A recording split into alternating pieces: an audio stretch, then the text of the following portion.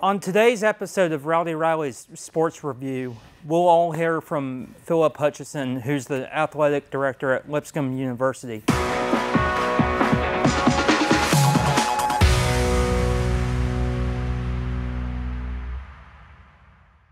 Mr. Philip, thank you so much for coming on. It's such an honor to have you. Yeah, I'm so glad to be here. Thank you for inviting me. No problem.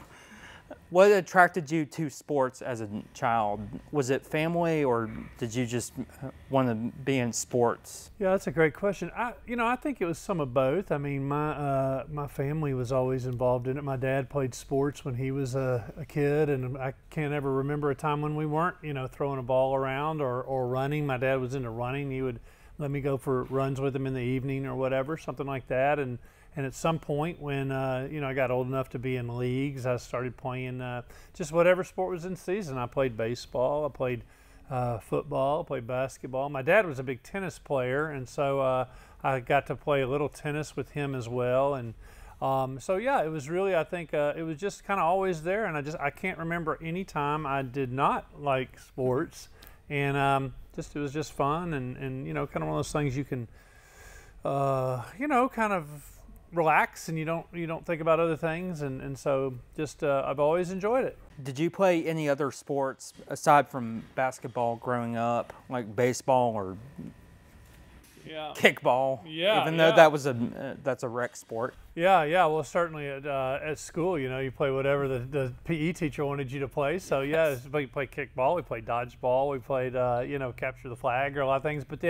But then kind of more organized. I started playing baseball when I was little, and lived in Brentwood, so I played at Brentwood Civitan, played in Creve Hall a little bit, and then, so if people are watching this that are familiar with the Nashville area, I played in the Creve Hall League for a while, and then played in Brentwood, played football, played a little bit of soccer. There wasn't as much soccer then as there is now. Nashville's a big soccer town now, but back then there wasn't as much. I played a little bit of it, and then obviously basketball, and did that probably up in about fifth grade. I did all of it, and then I started kind of backing off of a few things. And by the time I got into high school, I really was playing basketball all the time. I ran track and cross country, believe it or not. So I did that all through high school as well, and then also played tennis. I told you my dad and my aunt and some of my family played tennis. So I played on the high school tennis team, high school track and cross country team, high school basketball team, and obviously after college kind of moved on to just basketball. Yes. Did you have a favorite athlete growing up? Well, here's a really interesting thing. I mean, like a lot of people, I like some of the stars of the time, Magic Johnson or Larry Bird or Michael Jordan or, some of those people. Dale Murphy was a guy on the Atlanta Braves that was my family's been a big Braves fan, so I liked Dale Murphy on the Braves. But kind of interestingly, one sports hero I had was not even a real person.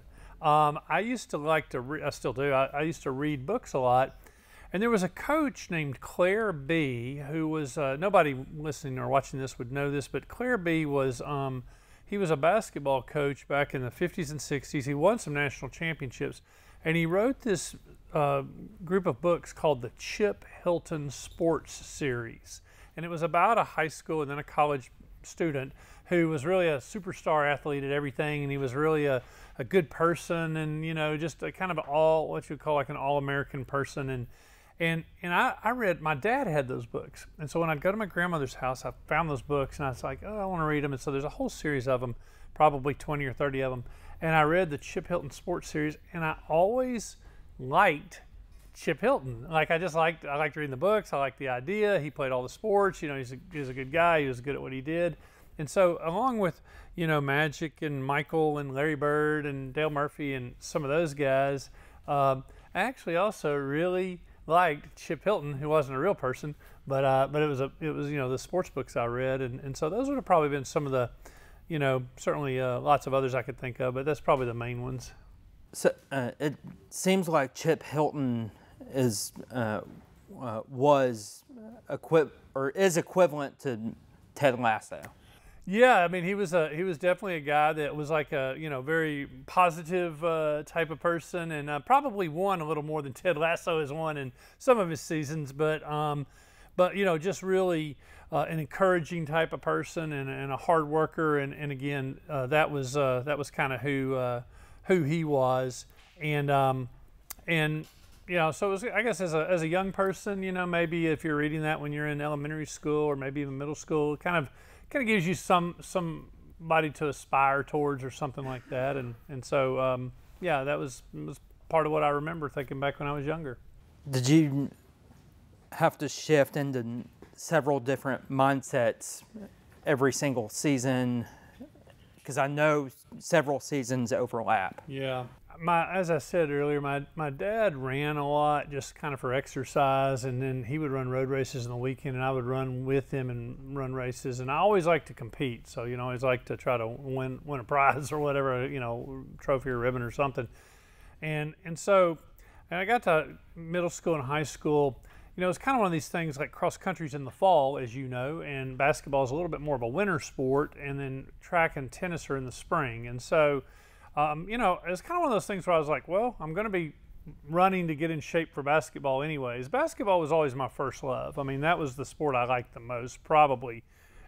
It doesn't mean I dislike the others. I just like basketball the most. And so I was like, well, I'm going to be running anyways to get in shape. I might as well run cross country. And but I always enjoyed it. I mean, I loved the sport, and I just loved competing. And so that's, personally, that's something that just, whether I was playing ping pong now or cornhole or checkers or basketball. I mean, I just like to compete. I just think it's fun, and you challenge yourself, and makes you better and all that. So, yeah. But to your point, you do have to kind of change mindsets a little bit. And there were times, especially in the spring when I was doing track and tennis, where I would have to maybe hustle over from one thing to the other, and the coaches kind of both were okay with it. And then I played basketball. I played like what they call travel basketball. So I'd play like in some tournaments and stuff outside of school. And so it was busy, but that kind of kept me from probably sitting around not being productive. And I think that's a good skill later on to be able to use too, is to be able to have,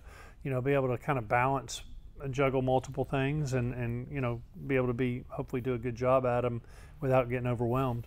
When you were playing basketball in high school, did you set any records that are still held to this day? I did not. I had a really good high school career, and went to Lipscomb High School then, Lipscomb Academy now, same school, and went there and started playing varsity as a sophomore, which was pretty common back then, and had good years. And by the time I was a senior, ended up being one of the.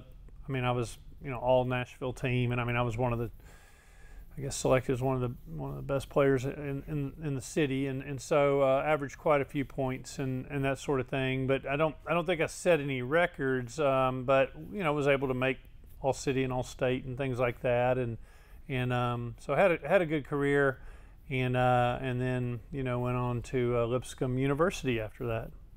Did you receive offers from any other schools aside from Lipscomb, or was Lipscomb your go-to? Yeah, that's a good question. I think there's some people that assume just because I went to Lipscomb High School, I would automatically go to Lipscomb University, but it really wasn't the case. I mean, I had other schools who were interested in me, and they, would kind of go back and forth in the process, and I would look at them. And of course, Lipscomb was one of them I was interested in, but really, the final two schools for me, I've told this story before, were Furman and Lipscomb. Furman was actually in the NCAA tournament this year, and so those were the final two. And I'd gone on a visit to Furman, like an official recruiting visit, and the coach there, Butch Estes, had offered me a scholarship, and I'd had a really good spring where I played AAU basketball, which is kind of like travel ball, and had a really good spring, and had gotten picked up by a team in Memphis who was going to nationals, and I was on the Nashville team, but they asked me to go with them to practice. I lived in Memphis for a month, and then went on to the nationals in Florida. And so anyways, after all of that, Furman was interested, and it came down to those two schools, and I just I weighed the options, and ultimately just decided that I thought maybe Lipscomb was the best place for me. And of course, Furman's a great school, and certainly nothing against it, but I'm also very thankful that I ended up at Lipscomb. What was the recruitment process like in the mid-'80s? Yeah, that's interesting. Because I know it's different now with the transfer portal and Oh, all that. Yeah. That we would have had no idea what you were talking about back then if you said the word transfer portal. We would have had no clue. It was so interesting is the way you would usually hear from a school back then. I mean, Rowdy, this tells you how old I am. Like, we didn't even have the internet back then, okay? So, like, if a school is interested, they would literally send you a piece of mail.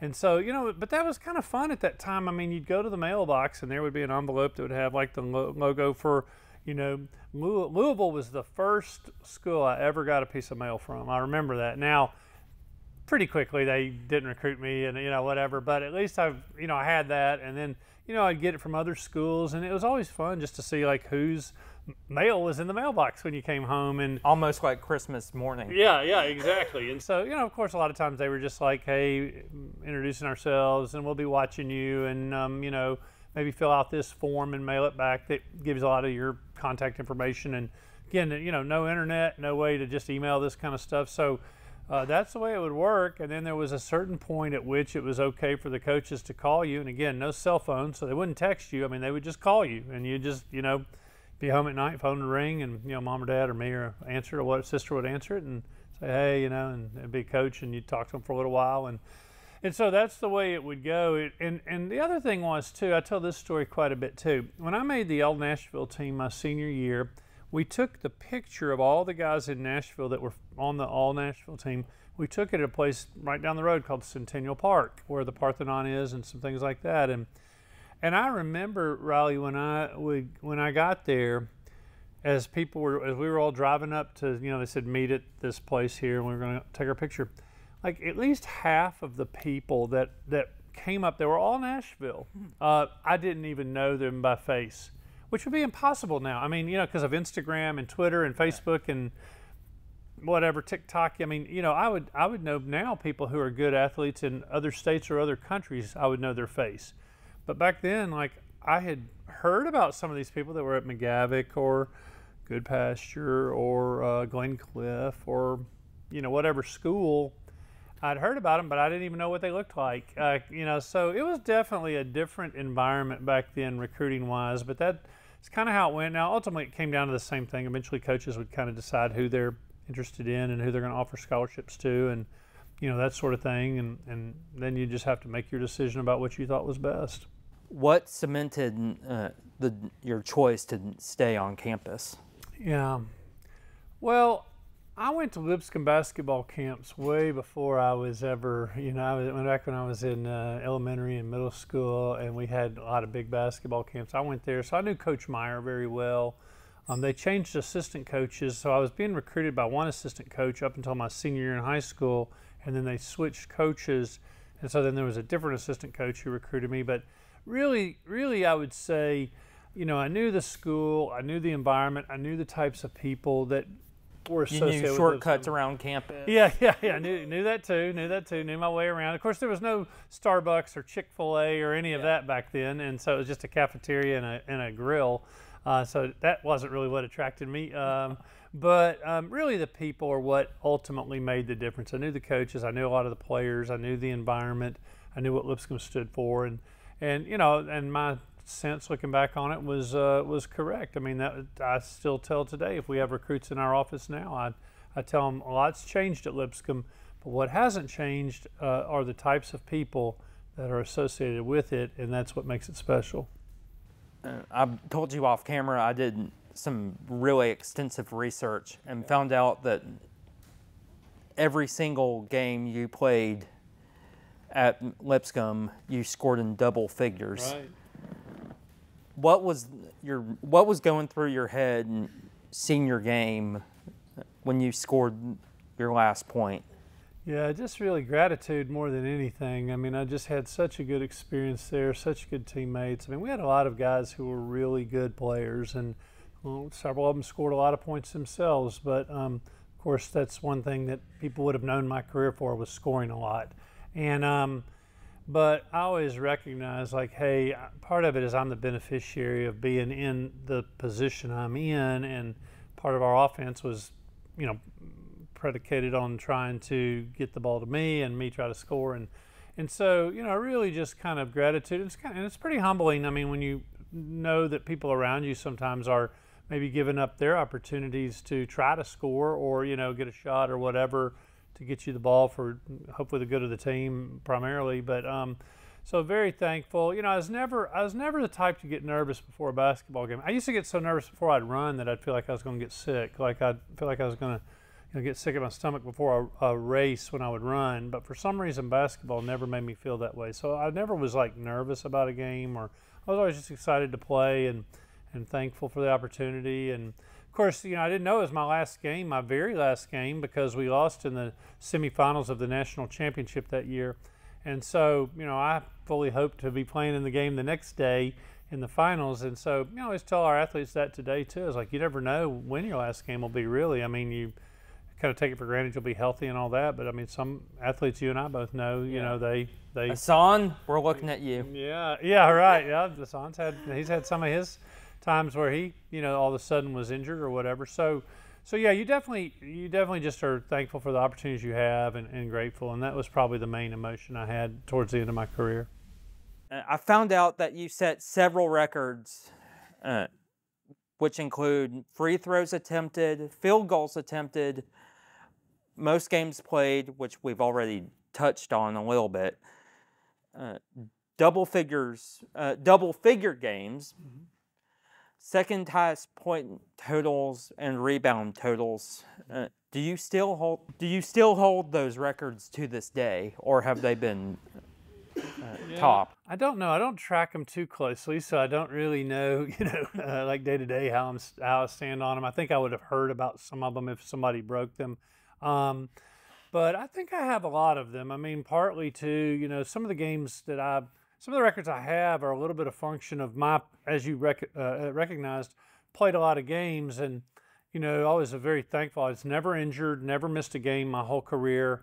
And that's rare, to not, you know, twist your ankle or something. And so I think I hold what you said. I think is still probably true for a lot of those. Don't know that I could tell you for sure on every one of them, but probably most of them are about still where you said they were. I've been to several men's and women's basketball games in Lipscomb's current arena, and have always seen the number 44, which I know was your number when you played. What was and has rightfully been retired. Okay. What was going through what was going through your head when you saw that banner being raised to the rafters? Yeah, wow. Well, would just have never dreamed that. I mean, just you know, maybe some people do, but I didn't come into college thinking, oh, I'm going to break a bunch of records, or I'm going to have my jersey retired. Or, I mean, Lipscomb had just won the NAIA national championship the year before I got there. They had lost two of their, you know, what we'd call post or big guys or whatever, and so I knew there was some opportunity maybe to play, but there were some other guys on the team too that wanted to play too, and so I didn't really even have an idea like I was going to be playing or not. And then, you know, fortunately had good summer and fall and got to play. And then I had some really good games. My very first few games in college, I had some really high scoring games, and hopefully, I guess what happened is coach thought, well, we better keep them in there, and then there you go. I got to keep playing. And so, you know, I never had any dream of that happening, but obviously by the time I got done, and then whenever they decided to retire my jersey, it's very gratifying, but very humbling too. Like I said, I can remember, you know, number 44 went up in the rafters, but number 10 was Wade Tomlinson, number 14 was Marcus Bodie, number 30 was Darren Henry. Those were all guys who came in. Number 52 was Jason Shelton for a while, and then Greg Eubanks. So, I mean, those are all guys that came in with me who were all great players, and the first three I named are also in our Hall of Fame at Lipscomb. They were that good. I mean, Marcus, Darren, and Wade are all in our Hall of Fame. So while 44 was going up in the rafters, you know, I kind of in the back of my mind also think about 10 and 14 and 30, and, you know, the guys that kind of were a part of that, you know, helping our team and helping me kind of succeed like I did. I found out that you were actually the first player at school to have their jersey retired as well, which honestly has to be some sort of not only record but honor. Yeah, it was for sure. I mean, when you think about how many great players there were, and certainly we have plenty of other Bison athletes who are in our Hall of Fame, and some who have even been inducted into other Halls of Fame, and so to have mine up there, and you know, now to have John Pierce is also up there, number 50, who ended up breaking my record, and so that's why I'm number 2. He's number 1, and I'm number 2. But to have just our, as far as basketball goes, to be a part of that very, very, very small group is obviously a great honor. And again, because they had not retired any basketball numbers before then, I had not given any thought that they would retire numbers. And but there you go, it's up there right now. Fast forwarding to your current position as the athletic director, do you now that you've been an athlete, do you impart some wisdom from your time to the new recruits? Yeah, that's a good question, and mostly no in terms of specific stuff. I don't want to be the guy that says, well, you know, back in the day, this is how we did it. And, you know, I'm not sure that a lot of people enjoy Mr. Back in the Day. So, you know, I try not to do that. I really try to just be more encouraging in a general sense or an understanding. And I think it's really important for our athletes to understand. I was actually having this conversation just yesterday with an athlete. I think it's really important for them to understand that from my perspective, I appreciate what I appreciate the most about them is just them as a person. And just the relationship we have is, you know, just people, and not because they're good at a sport or not good at a sport. You know, that doesn't really shade how I think about them. And so, yeah, I mean, if I have an athlete who asks me specifically, like, well, hey, you know, tell me about this game, or I heard this about you, or, you know, even what do you think about this, you know, in terms of something related to, you know, specifically in basketball, I'll give them my opinion if I'm asked, but I usually won't just volunteer it.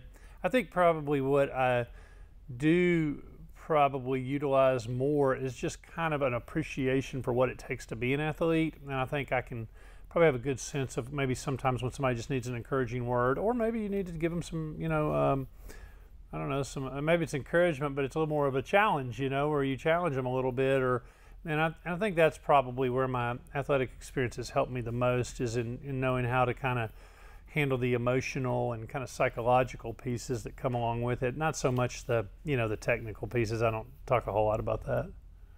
Do you have any memories from your time as an AD where you've been at just mind-blowing games, like the neutral site game in Charlotte against UNC, or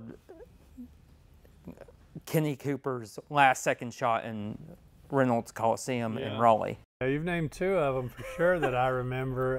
Those were just fantastic games. The NCAA tournament appearance for our men's basketball team, and, you know, just against North Carolina, the team that had won the national championship the year before, and we were in North Carolina playing against them. So there was a lot of hype and anticipation around that. We had a great team, and that was a lot of fun. And then you mentioned the game at Reynolds Coliseum against North Carolina State, the game that sent us to New York for the NIT Final Four.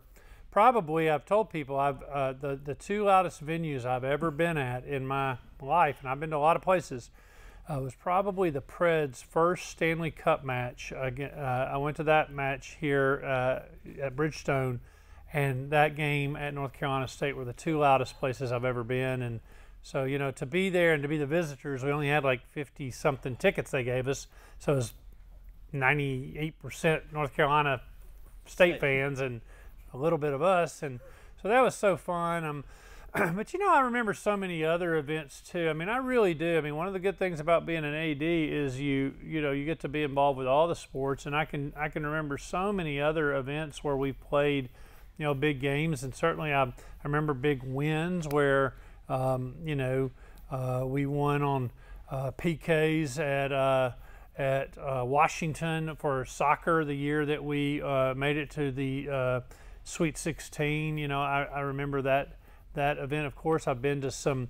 I remember, Shane Strike being our first All-American running the 800 meters in the NCAA championships in Eugene, Oregon, at the historic Hayward Field, which was that's like a bucket list type of trip for some people. And remember our men's golf team making it to Rich Harvest Farms, the national championship for the golf program, competed in the national championship. Dawson Armstrong, who's a pro golfer now, was there. And so I'm leaving out a lot of people by naming people. I've been to so many, volleyball's been to 8 NCAA tournaments. I've been to some amazing events there. So, I can remember a lot of those, and you remember the losses too. I mean, honestly, there's times you remember, the year after we went to the NIT, we played an amazing environment against Liberty, but they ended up beating us. And I guess it was the year we went to the NIT. They beat us that year, and then that's why we went to the NIT. So yeah, because sorry for interrupting.